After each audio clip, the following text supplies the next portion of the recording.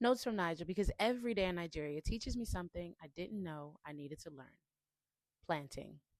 I was in church and the pastor started off with Proverbs 6 6. Go to the ant, thou sluggard, consider her ways and be wise. And at first, the message it felt very simple, like simple instructions. Don't be lazy. Watch the ant. Notice how it works. Notice how it prepares. And then the pastor continued to talk about planting and harvesting and the importance of all of it. And honestly, the message it felt very obvious, but somewhere along the lines, he ended up saying something like, some of you are very old and you have nothing to show for it. And some of you are a part of a family, but you are not a part of a family. You are an abomination.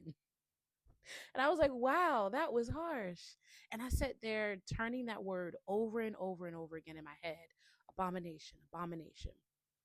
And then I took notice to a mother that was sitting in front of me. She was there with her three sons.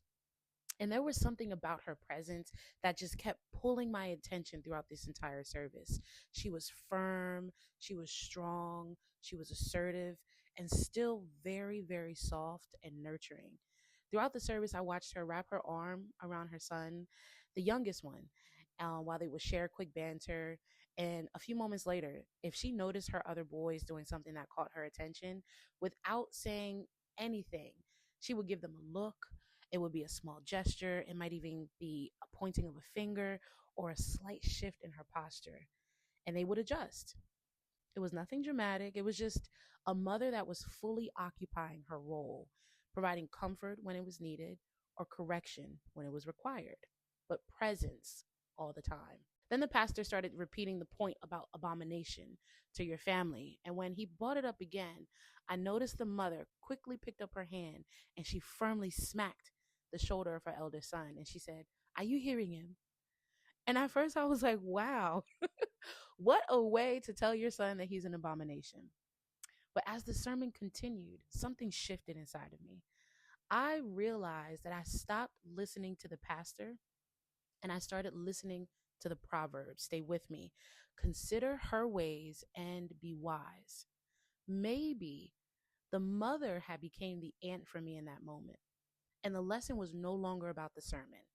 Maybe the lesson was watching someone actively planting attention, planting responsibility, expectation, and presence.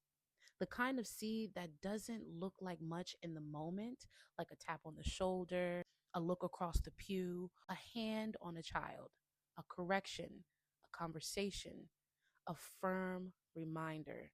The small things that we don't pay attention to, much like a seed. And maybe that's what stayed with me so much longer after the church ended.